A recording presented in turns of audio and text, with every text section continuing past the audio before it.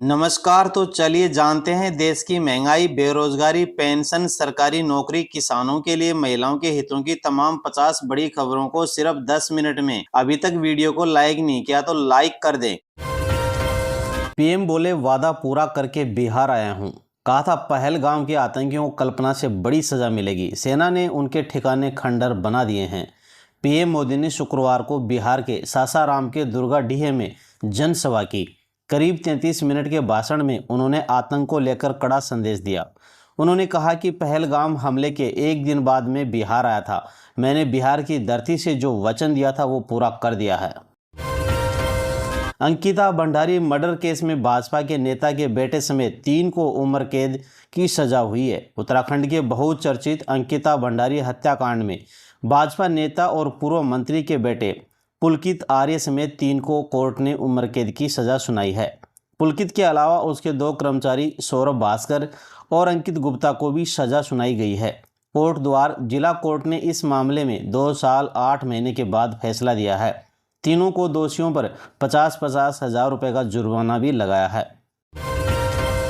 MP UP में 14 दिन बाद मानसून आएगा। 24 मई को मानसून की एंट्री के बाद यह 17 राज्यों में दस्तक दे चुका है। सिर्फ 6 दिनों में देश में अब तक 33% ज़्यादा बारिश हो चुकी है। गुरुवार को यह पूर्वोत्तर के बचे हिस्से और फिर सिक्किम पार कर पश्चिमी बंगाल के हिमालयी क्षेत्रों में पहुंच गया है। मौसम विभाग के मुताबिक शुक्रवार को यह बिहार व बाकी पश्चिमी बंगाल में पहुंच सकता है। हालांकि अब इसकी रफ्तार थमने के आसार हैं। बंगाल की खाड़ी में बना दबाव वाला क्षेत्र सागर द्वीप से होते हुए बांग्लादेश की ओर बढ़ेगा। देश में कोरोना के 1828 एक्टिव केस मिले, वहीं 15 मौतें हो गई। गुजरात में एक दिन के नवजात की रिपोर्ट भी पॉजिटिव आई है। 8 महीने की बच्ची ऑक्सीजन सपोर्ट पर रखी गई है। देश में कोरोना वायरस के मामले तेजी से बढ़ रहे हैं। एक्टिव केसेस की संख्या शुक्रवार को 1828 पहुंच गई है। गुजरात के अहमदाबाद में एक दिन के नवजात की कोरोना रिपोर्ट पॉजिटिव आई है। वहीं देश में कोरोना से जान गंवाने वालों का आंकड़ा 15 हो गया है। इनमें सबसे ज़्यादा 6 मौतें महाराष्ट्र में हुई हैं। राज्य सरकार कोरोना वायरस के लिए इन्फ्लुएंजा और सांस से जुड़ी बीमारियों पर सर्वे करा रही है। पंजाब में अवैध पटाखा फैक्ट्री में धमाका हुआ, 5 की मौतें हो गई। मलबे में दबे 29 वर्कर निकाले जा रहे हैं। 40 काम करते थे। बारूद और केमिकल बरामद। पंजाब के मुक्तसर में गुरुवार देर रात एक पटाखा फैक्ट्री में धमाका हो गया। 5 वर्करों की मौत हो गई। मलबे से 29 लोगों को निकाला गया है। बचाव एवं राहत कार्य जारी है। घायलों को बठिंडा एम्स में भेजा गया है। फैक्ट्री में कुल 40 लोग काम करते थे। घायल वर्कर उत्तर प्रदेश के बताए जा रहे हैं। मृतकों की अभी तक पहचान नहीं हो पाई है। घटना सिंगेवाला गांव में रात 1:30 बजे घटित हुई। सुप्रीम कोर्ट बोला रिलेशनशिप टूटने के बाद रेप केस गलत होगा, इससे आरोपी की छवि खराब होती है, न्याय व्यवस्था पर भी बोझ पड़ता है। सुप्रीम कोर्ट ने गुरुवार को एक अहम फैसले में कहा, यदि 2 वयस्कों में सहमति से बना रिश्ता बाद में टूट जाता है या दोनों के बीच दूरी आ जाती है तो इसे शादी का झूठा वादा बताकर रेप का केस नहीं बनाया जा सकता। पठानकोट में पाकिस्तानी घुसपैठिया गिरफ्तार किया गया। सिंबल पोस्ट से सुबह दबोचा। नारकोट थाने में पूछताछ जारी है। सुरक्षा एजेंसियां कर रही हैं मकसद का पता। सुरक्षा एजेंसियों ने पठानकोट भारत पाक सीमा के पास बमियाल सेक्टर में सिंबल पोस्ट से एक घुसपैठिया को गिरफ्तार किया है। आरोपी को सुबह पकड़ा गया। सूत्रों से पता चला है कि उसे फिलहाल नारकोट जैमल सिंह थाने में रखा गया है। थप्पड़ कांड में नरेश मीणा को मिली जमानत। विधानसभा उपचुनाव के दौरान एसडीएम को मारा था थप्पड़, फिलहाल जेल में ही रहेंगे। विधानसभा उपचुनाव के दौरान एसडीएम को थप्पड़ मारने के मामले में नरेश मीणा को हाई कोर्ट से जमानत मिल गई है। जस्टिस अनिल उपमन की अदालत ने नरेश मीणा को जमानत दे दी है। मोदी के दौरे के 2 दिन बाद एमपी आएंगे राहुल गांधी। 3 जून को भोपाल में 5 घंटे तक लेंगे विधायकों और सांसदों तथा कार्यकर्ताओं की बैठकें करेंगे। पीएम मोदी के 31 मई के भोपाल दौरे के ठीक 2 दिन बाद यानी 3 जून को लोकसभा में नेता प्रतिपक्ष और पूर्व कांग्रेस अध्यक्ष राहुल गांधी भोपाल के दौरे पर रहेंगे। राहुल गांधी 5 घंटे भोपाल में कांग्रेस कार्यकर्ताओं और नेताओं की अलग अलग बैठकें लेंगे। बलिया में गंगा में 10वीं के 3 छात्र डूब गए। 19 घंटे के बाद बरामद हुए हैं उनके शव। ट्यूशन जाने की बात कहकर घर से निकले थे। बलिया में 3 नाबालिग दोस्तों की गंगा में डूबने से मौत हो गई। तीनों 10वीं में पढ़ाई करते थे और आस पड़ोस गांव के रहने वाले थे। तीनों गुरुवार सुबह घर से ट्यूशन जाने की बात कहकर साइकिल से निकले थे, लेकिन शुक्रवार सुबह तीनों के शव गंगा में उतराते मिले। तीनों की सूचना पर पुलिस ने तीनों के शव को बरामद करते हुए पोस्टमार्टम के लिए भेजा।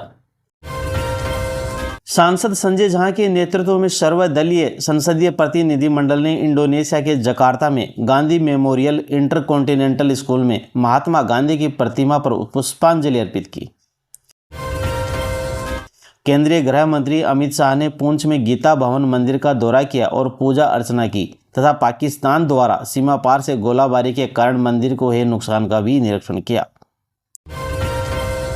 प्रधानमंत्री नरेंद्र मोदी ने ट्वीट किया, पटना एयरपोर्ट पर युवा क्रिकेट खिलाड़ी वैभव सूर्यवंशी और उनके परिवार से मुलाकात की। उनके क्रिकेट कौशल की पूरे देश में प्रशंसा हो रही है। उनके भविष्य के प्रयासों के लिए शुभकामनाएं दी। आतंक का फन अगर उठा तो भारत उसे बिल से खींचकर कुचल देगा, बिहार के काराकाट में बोले पीएम मोदी। पीएम मोदी ने कहा, पाकिस्तान के एयरबेस और अन्य सैन्य ठिकानों को पूरी तबाह से तबाह कर दिया। ये नया भारत है जिसकी ताकत को दुनिया ने एहसास किया है। बिहार विधानसभा चुनाव 2025 से पहले प्रधानमंत्री नरेंद्र मोदी को 2 दिवसीय बिहार दौरे पर हैं। इस दौरान पीएम मोदी ने शुक्रवार को काराकाट से जनसभा को संबोधित करते हुए आतंकवादियों को कड़ी चेतावनी जारी की। जिस मंच पर राजनाथ सिंह ने सरकार की तारीफ की, वहीं वायुसेना चीफ ने बजाई खतरे की घंटी।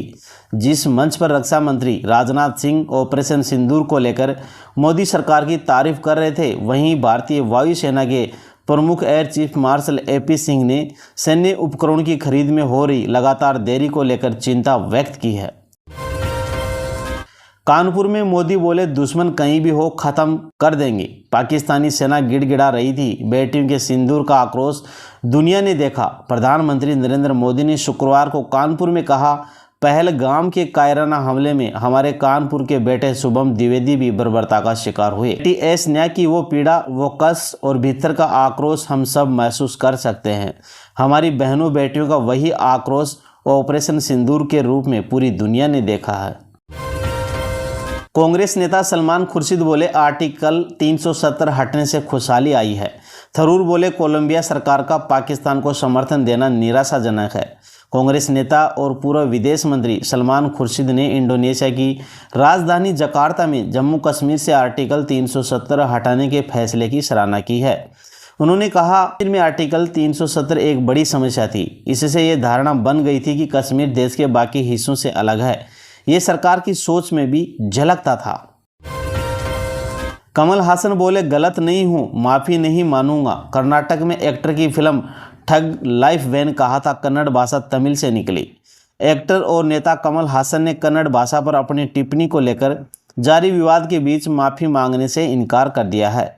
उन्होंने चेन्नई में शुक्रवार को अपनी फिल्म ठग लाइफ के प्रमोशन के दौरान कहा, अगर मैं गलत नहीं हूं तो माफी नहीं मांगूंगा। दरअसल पूरा विवाद 24 मई से शुरू हुआ, जब कमल ने चेन्नई में ठग लाइफ के ऑडियो लॉन्च के दौरान कहा था कि कन्नड़ भाषा तमिल से पैदा हुआ है। इस बयान के बाद कन्नड़ समर्थक संगठनों ने कन्नड़ लोगों की भावनाओं को ठेस पहुंचाने के लिए उनसे सार्वजनिक रूप से माफी की मांग की है। डोनाल्ड ट्रंप और मस्क की प्रेस कॉन्फ्रेंस आज होगी। ऑफिस में उनका आखिरी दिन होगा, लेकिन हमारे साथ हमेशा रहेंगे। कल मस्क ने पद छोड़ा है। अमेरिकी राष्ट्रपति डोनाल्ड ट्रंप आज रात 11 बजे एलोन मस्क के साथ व्हाइट हाउस के ओवल ऑफिस में प्रेस कॉन्फ्रेंस करेंगे। ट्रंप ने सोशल मीडिया पर पोस्ट कर लिखा, यह उनका आखिरी दिन है, लेकिन वे हमेशा हमारे साथ रहेंगे और हर तरह से हमारी मदद करेंगे। ट्रंप ने कहा कि मस्क शानदार हैं। जून में बैंक 12 दिन बंद रहेंगे। 5 रविवार और 2 शनिवार के अलावा अलग अलग जगहों पर 5 दिन बैंकों में कामकाज नहीं होगा।